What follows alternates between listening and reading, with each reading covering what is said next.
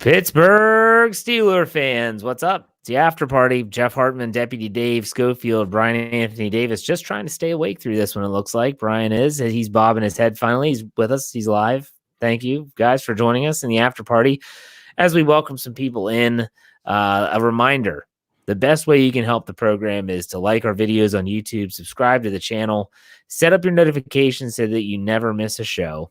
And then also make sure that if you're on audio platform, especially iTunes, give us a good comment, give us a 4-star rating if you really like the content, and follow us on any platform, Spotify, iTunes, Google Play, you name it, we're there. Just search Steelers. So, gentlemen, are you ready for the after party?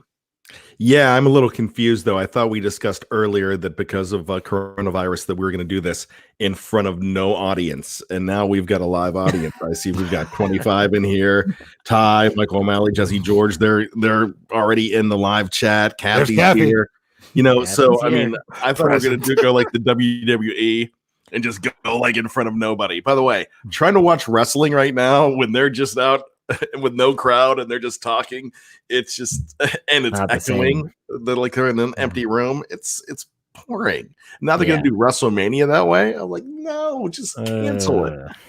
Well, people are filing in. Steeler fan 74, Nap 1963 is here for the party. I like how Kathy the past few weeks said, hey, this has been a nice reprieve from the bad news of COVID-19. I don't want to get off on such a bad start. We do want to talk about this a little bit. Here's where this came from. So in the morning, I get up and I work out. That's my routine. I stick to my routine even when I'm working from home. And so I'm on my phone, I'm on the treadmill, and what comes popping up? A notification on Facebook stating the Pittsburgh Pirates are holding a watch party. Watch the 2013 wild card game versus the Cincinnati Reds. And I was like, and I clicked on it. And I started watching. Exactly. I started watching Laureano dealing in the first inning. And I'm like, oh, man, and that's why I'm wearing my Mission October shirt tonight, because this was supposed to be opening day. And although we've talked about it before and how baseball definitely lacks the luster of the NFL and other sports now, it's tough. It's these commissioners, NBA, NHL, and Major League Baseball, and the Olympics have already been pushed back to 2021, so we can take that off the table. But they are tasked with a really, really difficult situation. So let's talk about Sidney Crosby, Pittsburgh Penguins center and captain, best player in the league by far, no doubt about it. Anyone that says Alex Ovechkin can leave right now. He said that he thinks when the NHL returns, which they are going to return supposedly, they should go straight into the playoffs. Now, the NBA, I haven't heard anything from them. I don't know what the baseball is going to do. Are they going to shorten their season? Guys, if you're the commissioner of these leagues, how do you handle this difficult task of returning and losing so much of your season? The NFL is fine right now. They're not missing anything other than some awkwardness with pre-draft visits. But Bryan, if you are the commissioner, what are you doing? Nothing. I wait. Well, okay, so let's say we are. You're still gonna have a plan. Here's the What's thing. your plan? What's your plan? That was a Dave answer. Wait. You know what? And usually I'm the guy like, screw everybody. I'm doing it this way. But you know what? We were talking, before the show about other stuff and plans that we have to do. I was on a meeting beforehand with plans on how we're going to reschedule everything and start. It's just, I'm one of those guys, and I'm usually not, this is just not my persona here, but if you take the bad hat off and you just become plain Bryan Anthony Davis, I don't want to go out places. I don't want anybody going anywhere. They closed the Appalachian Trail. And one of the reasons they closed the Appalachian Trail is because too many people were going there. And then there was because there's so many people, and that's not social distancing. And really, you can't break it. I live with a son that has that has immunity problems because of what he has. He has Lyme disease. I know that might not be that serious to people, but his immunity is down. So he's sick a lot, and he's missed over 30 days of school this year. And that doesn't include, the quarantine. So for me, it's like, I'm trying to keep them as far away from everybody. And I'm like Obi-Wan Kenobi. I'm the old hermit saying, let's try to stay in as much as we possibly can. Jeff has no idea what you're talking about. Besides that, so okay, I sympathize with your son. So I know who your son is, but no, you have to have a plan in place for a suit. Depending when it is. I think every single commissioner, you got to have a plan. Right. I think every single commissioner is looking at a set of scenarios. If games start May 1, so this thing is not. But by the way, if anyone is smart enough to do your own research, you know that this virus has been here a lot longer than what was being reported. That it's not just now getting to the United States. It's been here probably since like December. Anyways, it's gonna continue to rise. But if they say to the point of, hey, May is when people are gonna say like we can start doing things again. What is your plan? When do you have to get the season over by? And how are you doing this? Let's start off with, let's leave baseball out of it because baseball is just starting a season. What if you're basketball or hockey? And Bryan is just shelter in place for the rest of his life. Dave, what are you doing? I'm not in shelter for the rest of my life. I mean, I'm in shelter for a reason, though. I'm saying there isn't a reason. This is completely hypothetical. No. And I was just hoping that you would give. So Dave can give us a. Whether it's May 1 or June 1, I mean, you're going to get to a point where you've got to look at it two different ways. You've got to look at it like, let's say, I'm going to say NHL. I'm going to use that as an example right now. You've got to look at it to say, we've got to do something. If we can't get back to playing by X date, then we're not even having playoffs.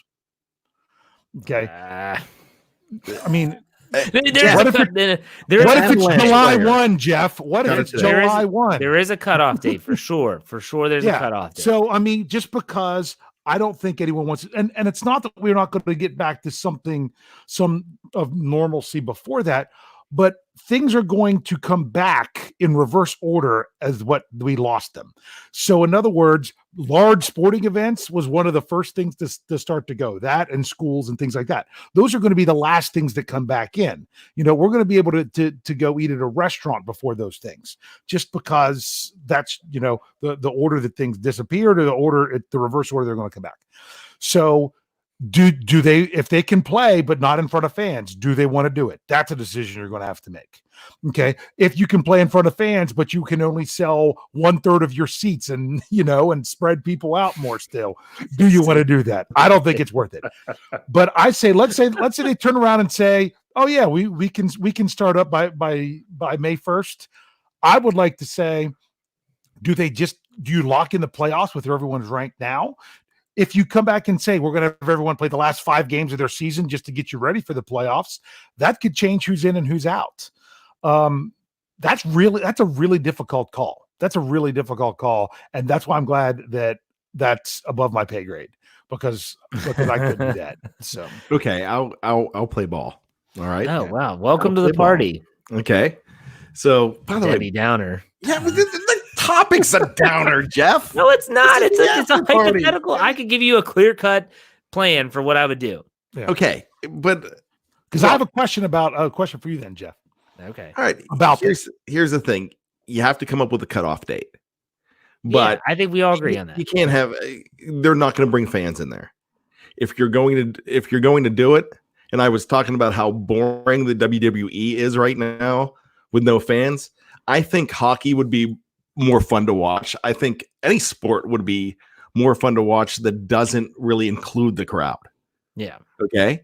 So, you know, if they come back, let's just talk hockey. So if hockey comes back for 2 weeks, just say we're playing the last 2 weeks of your schedule. Like Dave said, we're going to have a 2-week warm up we're not locking in the playoffs. It's going to be a 2-week scramble to make the playoffs. And then we'll lock them in. So we're cutting the regular season down to 2 weeks left. Then the playoffs start right after that. My question to you, Jeff, is to think about with your answer. Do you cut down the number of games in a series? No. If anything, I would cut the number of teams that make the playoffs. because both basketball and NHL have a ridiculous number of teams that make the playoffs, which makes the playoffs itself that much longer. And so that would be really, boy, that would go over like a lead balloon. Saying, okay, instead of 8 you basically teams, cut the first round. Yeah, instead of 8 teams, we're cutting down to 6. We're going to cut off a whole round. I wouldn't change the duration of the actual games. I think there's going to come a time where, like you said, Brian, they could at least play into an empty arena. I think that's going to be sooner than later. I'll put it that way, because the nature of this thing is unique, but at the same time, it's going to come to the point where they're like, well, life's going to have to kind of resume at some point. And if sporting events is one of those things that are starting to become ushered back in, I could see them saying, look, we're going to play no fans. We'll just have you all watching out on the big jumbotron out in the parking lot. Just social distance. Yeah, that's really social distance. Yeah, can't do that. I'm going to try to keep my personal opinions about the situation to myself. But I think that, for let's say May 1. They decide, NHL comes out and says, May 1, we're starting back. I think you give the teams like a week and a half of almost like a mini training camp. And you let them get back into shape, because that's something that people forget too, is like these players, whether NBA or NHL, even baseball. I mean, my gosh, baseball is such a timing sport, hitting, throwing, pitchers, preparing their arms. I mean, my goodness, you just put an end to that. You got to let them ramp back up. You can't just throw them out there and say, yep, all right, guys, go at it. It'll be interesting to see how it happens. I think for me, I would be really disappointed if they say we're just going to can it. But I do agree with you guys that there has to be a cutoff, that there's got to be a time that you say, look, if we're going to start our next hockey season in October and we're going to get through free agency, but how do you have free agency? Does this year count as a year of, does this count as a year and then a free agent stays? Or it's a unique situation. We've never been through this before. And so these sports, which are meaningless in the grand scheme of things, we all agree on that. People care about them. And that's just the plain fact of the matter. So I don't know. You know what? I'm thinking this though. Let's the NBA is worse with this, but the two off days because of games. You're going to have to sacrifice a little bit as far as the television schedule and not let the television schedule dictate what happens. Like, because sometimes the Penguins will play on a Monday and then they won't play again until Thursday. Yeah. There might be 2 off games because they call it a travel day, but you're going to have to reduce some of that too.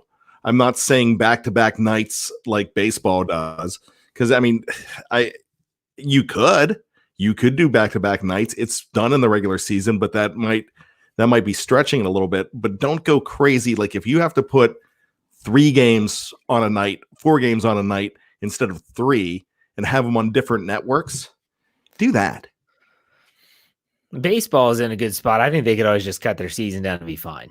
I mean, 162 is a lot of games anyways. I don't think anyone would complain if they say, all right, we're going to cut it down to 100.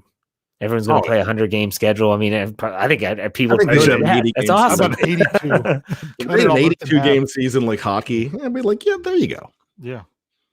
Yeah. So I'd get on board with that. Just throwing it out there. I didn't want to get into the whole coronavirus, like personal opinions on it. And all that. If I could jump in, Jeff, real quick, because what I'm just going to say is look, this is just my opinion. I don't begrudge anybody for saying, hey, we should be out there. This is overblown. But you got to understand the other people that are worried about different things that you don't know the situation with every family. Absolutely. My son has 3 autoimmune diseases, buddy. I know exactly what you're going through. So, but hey, that's not what the after party's to be about. I wanted to get that discussion because I really love opening day. Like I've always loved opening day. Opening day has always been special to me. I grew up playing baseball. I played all through high school. I still play softball. I still just love the game. And, like I said, sports are not that important, but at the same time, it is important. I mean, we do care about this. Heck, we make a living kind of off of the Pittsburgh Steelers and doing these podcasts and writing for BehindTheSteelCurtain.com and Vox Media and SB Nation. So it's there. We'll just put it that way. So Deputy Dave and Brian Anthony Davis, do you have anything for the good of the order tonight? Any topics you want to cover for the after party? I was going to let Bryan go if he. Bryan, got anything? Yeah, nothing. Oh, I was going to my say gosh. Bryan wants more XFL trivia. Yeah. Oh gosh, I got slammed for USFL. Well, you said let's have even more fun. I'm like, having more fun is assuming that you're having fun to begin with. I love the USFL. I bet you, without looking at anything, I could probably name most every team from that inaugural season. I mean, it's just I love, because I was 11 and 12 when the USFL came out. I followed those guys, and that league was fun because that league had huge names. I don't know if anybody realizes this, but the first pick in the draft in 1984 was actually traded and ended up being Irving Fryer because the Cincinnati Bengals had the first pick in the draft. And the reason they traded it because they could not convince Steve Young. But if they would have had the first pick in the draft, they would have had Steve Young from the beginning. So that would have been really interesting to see Steve Young. The USFL, I mean, it was amazing. You had all these guys, Herschel Walker, all these guys jumping. And the NFL was like, oh my gosh, what do we do? And then they actually had a draft. The NFL had a draft of those players. And I just read this recently because I was like watching documentaries on the USFL. I don't know why. That's how much this was before. That's how much you need live sports right now, right? Yeah, that was actually before the quarantine. But I mean, it's fascinating the caliber of players. That draft, that 84 NFL draft was really bad because of so many guys that weren't available because they jumped for huge contracts. Steve Young signed a $40 million contract before he even played a game. It was absolutely incredible. Yeah, that's kind of, people forget about that. Young fans didn't realize that even just a few years ago in the NFL. I mean, how many times do we have to write a report about rookies that were holding out because they wanted more money? It was Sam Bradford. I think that was the last quarterback that cashed in on a huge contract as a rookie. And that's kind of what broke the camel's back. And that's why in the previous CBA, they put in the rookie pay scale. And people forget Ben Roethlisberger sat out. Anyone remember that? No. It wasn't that long though. No, it was, but he did not report to camp on time because he didn't have a contract. He wanted more money. And I'll never forget that when he reported to training camp, here comes Bill Cowher up there in a straw hat and shook his hand up in the bleachers. And I remember it was a big day for me. I was like, yes, he's finally there. They finally got a deal done. That was to be expected back then. Your rookies didn't show up to camp on first round working on it. Yeah. That was always the big question. Yeah, but I'm glad that they don't, and if you're going to pay that much money, there's a delicate balance because, a lot of people are saying after Todd Gurley got cut, Saquon Barkley needs to get to his second contract really quick because they're doing running back so dirty because now you're not making the big money until you're done your first deal. But I mean, I don't know. I'm glad it's not what it used to be, but I still don't know that it's where it should be right now. You know what? Back to what Jeff said, I must have forgotten that Ben Roethlisberger held out because I know he played in the second preseason game against Houston. But there was actually a Steeler, a number 1 draft pick of the Steelers in the modern era that held out so long. He went to Montreal of the CFL instead of signing with the Steelers. He ended up playing with the Steelers, and it's a name you might recognize. You possibly recognize. A lot of people in the live chat would. But in 1981, their number 1 draft pick was a guy named Keith Gary. Yep, defensive end. And Keith Gary ended up playing in Montreal before he came here. I didn't know that. Didn't know that at all. So just one of the many changes. Dave, what about you? I mean, you have anything for the good of the order? I mean, Bryan's just kind of killed the buzz of the after party. I mean, I don't know, between talking about how we're getting back to life and cutoff dates, and then we got to talk about the USFL and all that other stuff. It's like I love. Okay, let me ask you something. I don't even know what to. I don't even know where to go because I'm like I really don't want to talk about And I had another football related question, but I don't know that I wanted to go there. So that's because I'll be honest with you. My question was going to be right now, current Pittsburgh Steelers. Okay. You'd have to do it over Skype or Zoom or something like this because of our current state. If you could sit down right now and have a conversation with any one player on the team about football or about life, who would you pick? I know mine. Current Steeler. I think mine will surprise you guys. I'll let you go first, Bryan. Wow. Can you go first if you have one? Go first. Go ahead and I'll go first. Well, Okay. he's wearing his 97. Yes. I go. just think Cam Hayward is a neat guy. I think he's a fantastic player. I think he's the number 2 interior defensive lineman in the NFL, and I still think he's underrated. So between that and his father and everything else, there's just so much to talk, so much information you could gather from him. I think that'd be great. See, for me, I'm going with the guy who could actually tell some good stories. If you're going to Skype or have dinner with somebody, I'm going to go with Big Al Villanueva, because that's a good one. I would love to pick his brain as to his time in the academy as well, or at West Point, as well as serving for our country. And then I want to know what happened like with the Eagles, like when the Eagles brought him in, and like, what was that like? And who came from Pittsburgh to talk to you and wanted to turn you into a tackle? I mean, you think about that guy's story. I mean, there's probably someone that would read a movie script and say, this did not actually happen, but I would take Big Al. What about you, Bryan? All right. So I had it narrowed down to 2. You helped me out with it. So thank you, because Big Al was in my top 2, but I was probably leaning towards number 98. Vinny Vici, Vince Williams, I think is a fascinating guy. Mm-hmm. I love reading this guy on Twitter. I think he's I would take him down a dark alley with me. Because I would take him down a dark alley with me before I took Big Al. So we had that question last year, actually. This guy is I think he's a fascinating guy. He's so, if you want anybody, he's the closest thing to Debo, who's going to tell you the truth on everything, whether you want to hear it or not. And he's, but he has great insight. So I'm going Vince Williams.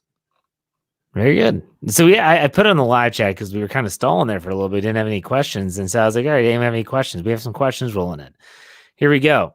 Joey says, who will win more games in 2020, Brady or Belichick? I think that's a great question. I saw that one.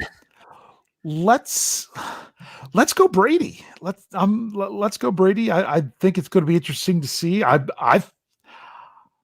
You're going to see how much quarterback play is going to make a difference down there. You're going to see how, if Brady can fit in with Arians. I'm excited to see what offensive coordinator Byron Leftwich can do with a solid quarterback. All right. What about you, Bryan? You agree with Dave, or are you going Belichick? Wow, that's really tough. I want to say my head's saying Brady, but my heart's going, it's going to be Belichick, just for the fact that he is the kind of guy that you could give him sand, rocks, and seaweed, and he's going to make a hell of a salad. He's going to make something good out of it. In fact, I still think if you had to pick who the guy, and this is another debate, but who was more responsible, I think it was Belichick was more responsible for the Patriots of the last 20 years of the dynasty than Brady was. But I'm really anxious to see what Brady is going to do with these guys down in Tampa. And here's the thing that also comes out from this whole thing. I'm realizing with Brady going to Tampa that I don't hate Brady as much. In fact, I don't think I ever really hated Brady that much. That I just hated the fact that it was the Patriots and he was a persecutor of the Pittsburgh Steelers. I think it was the combo. Really could despise the combo. It is the evil empire. I mean, you hated them because they were good and they stymied the Steelers so many times in big games. I'm going to go with Belichick because remember when Bruce Arians and Ben worked together? That was when Ben could throw linemen off him and could make plays out of nothing, and was still shed 2 getting tacklers sacked more than any other quarterback. More than any other quarterback. Brady at 42 cannot do that. Brady has never been an elusive quarterback. He's going to die. He's capable, and he has some great weapons down there with Mike Evans and Golson. No, not Golson. What's his name? Who's the other receiver? Golson. No. Goodwin. Yeah. So he has great receivers and great weapons down there. I think he's going to be hurt. I think he's going to get hurt. I think he's going to be out of the lineup for a while. So I'll go with Belichick. You know what? Can I jump in here? Because now I'm inspired. Now I'm in after party mode. Right, I'm fired up now. So here's the question. We're getting 2 a.m. bad now. It goes back to the Steelers now. We just talked about not hating Brady as much, maybe because he's in Tampa. What Steeler in history would have you hated more than anybody if he never wore the black and gold? Oh, I feel like we've talked about this. I don't know. I don't think we did. Joey Porter. Yeah, well, Joey Porter's obvious because he ran his mouth so much, but I honestly would have hated Antonio Brown because Antonio Brown's that guy that it's like Ray Lewis. Now, you hated Ray Lewis. You hated the Ravens, but you had to understand that Ray Lewis is one of the best inside linebackers to ever put a helmet on, period. Everyone will say, well, Lambert. Yeah, I'm not saying that he's better or that. He's one of the greatest inside linebackers ever play. When people watched Antonio Brown do the Tony toe tap on the sidelines, yeah, you would be furious. You would hate his guts. He'd do his stupid point the ball and drop it in your face. Like, that stuff gets on your nerves. Steeler fans loved it, but that's who my guess is. What about you, Brian? You're gonna not believe me, but I agree with you. I would have probably hated Hines Ward. Mm-hmm. Oh well, yeah, that's another one. And you know what? When we Baltimore, if you list Pittsburgh players that they hate more than anybody, he's been retired for a few years. He's going to be on top of the list. They still hate Hines Ward and everything he stood for. And we sit back and we're like, how could anybody hate this guy? But when you see what he did with not the talent not the blue chip talent, he was more of a blue collar player, and he did so much. And you're like, how is this guy doing this to us? I would have hated him, especially when he knocked one of my players up and got up and smiled. We loved it, but we would have hated it if he was on another team. I think there was it had to be a mix of talent and then the attitude. So if you look at the players that we listed, Hines Ward, Joey Porter, Antonio Brown, they all had it. They had the talent and they had the attitude. So that's a good question, though. That's a good question. One of my favorite all-time Steelers, but I don't think I'd like him if he was wearing anything else. Yeah, absolutely. Here's an off-the-wall question from, I believe it was Just Me, maybe? I think that's who asked it. Yeah, I'll put it on the screen. What is your favorite Mark Wahlberg movie?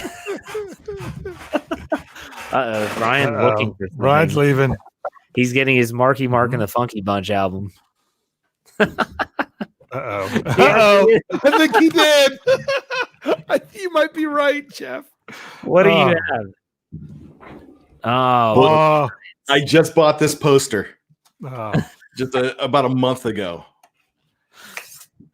Boogie Nights. Boogie Nights is my all-time favorite Mark. I like Mark Wahlberg, but a lot of people don't realize he was kicked out of the New Kids on the Block because he stabbed or beat up a Puerto Rican guy when he was 15 and all messed up on pills. And so it was just he took a long time to get his stuff together, but when he finally did, it wasn't until Boogie Nights came together where he became just a superstar in my eyes. Fantastic movie. Love that film. If you've never seen Boogie Nights, it's not a porno. It's just about a fantastic, weird time in the 70s in our lives. Watch Boogie Nights. I'm going to go. I like Mark Wahlberg's comedy, believe it or not. Mm-hmm. The other guys, I've said this before, is one of, and that's something I had never even heard of that movie coming out, but I quote that movie all the time. You know, part of it is Will Ferrell, because Will Ferrell and Mark Wahlberg, they definitely do complement each other They're well. a great team. But at the same time, Mark Wahlberg with his I'm a peacock, man. I gotta fly. The Yankee Clipper where he shot Derek Jeter. So good. And by the way, if you have Netflix, if you haven't checked out Spencer Confidential, which is a movie that he did for Netflix, Mark Wahlberg did. If you like the action movies, kind of like I want to say cop and robber, but it's not really. It's a good watch. I'll say that. It's a good watch. One of his real quick, one of Mark Wahlberg's very first roles was in a movie called Renaissance Man, starring Danny DeVito. What was his name in that film? Oh, you're never going to get it, but it's on your screen. Bryan Anthony Davis. His name was Brian Davis. What about you, Dave? What was your favorite Mark Wahlberg? Well, it's funny because I like his comedy as well. I was really tempted to go with the movie, although he wasn't the star, but he was in it and was great in the movie. We love the movie Date Night, and his character is hilarious in that. You know, if just shirt up.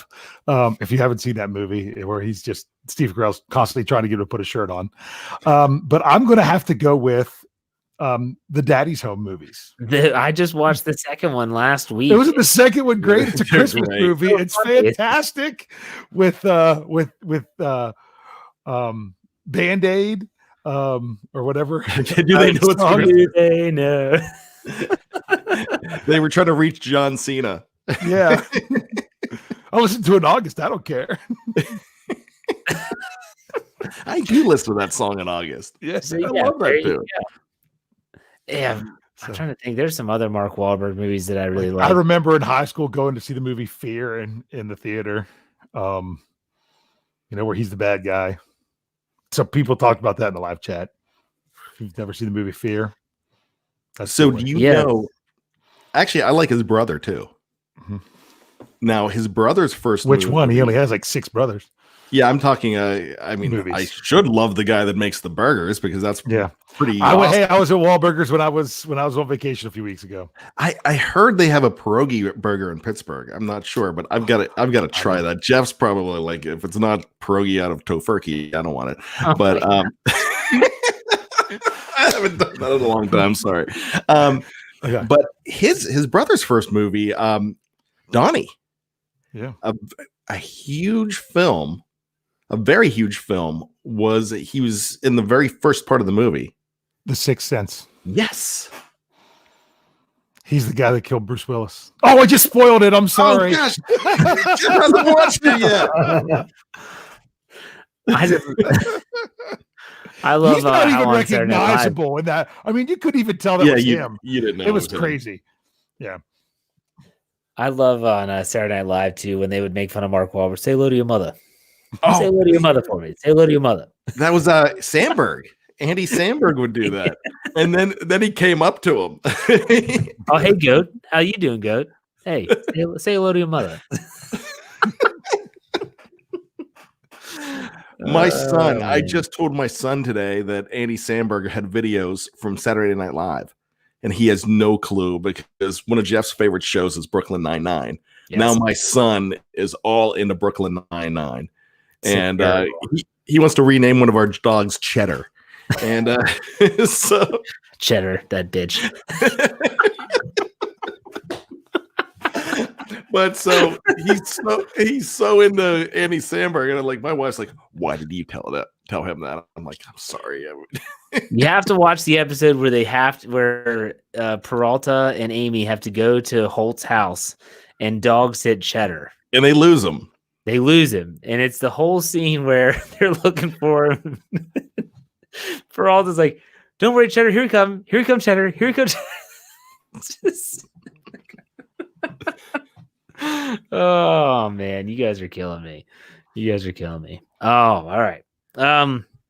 Anything else for the good of the order? We went long on the preview, so I tried to keep the after party a little bit shorter. Does anyone else have anything? I say, look, we have up to an hour.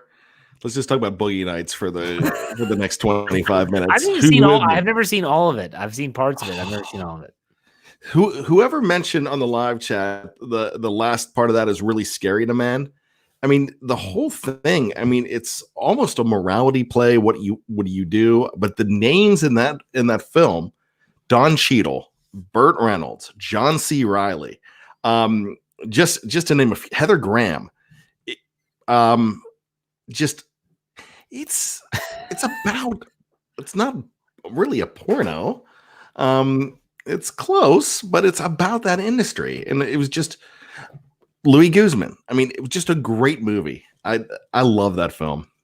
In fact, I'm going to go find my DVD player and watch it. Well, there you go. There you go. Dave, anything else? I'm good. You guys are going Brooklyn Nine-Nine, so I just kind of have to sit back and listen. Tony, Dave, if you're stuck at home and you have nothing else to watch, the DVR is empty. I'm sure I would enjoy go it. and watch Brooklyn Nine-Nine. You won't regret it. Start at the beginning because you don't want to miss anything. Oh, it's great. It is hysterical. Absolutely hysterical. So, all right. It's been a good after party. Started off a little slow, a little down in the dumps. Bryan was a little Debbie Downer, just like the Saturday Night Live sketch. And then we rebounded. We puked and rallied. So there you go. Thanks for listening. Make sure you check us out next Thursday for another Steelers preview, another Steelers after party. Lance will be on tomorrow at some point for the Yeah, I Said It show. I have the Steelers burning question this week. Not sure what that'll be yet. I'll have to think of that. And then Sunday, the Homer and the Hater will be back. And then Monday, we roll back with the Steelers Q&A with Bryan and Tony. So make sure you check out all our shows, behindthesteelcurtain.com. We appreciate it. Don't forget to hit the like button. Tune in, tell a friend, and subscribe. We'll see you next week.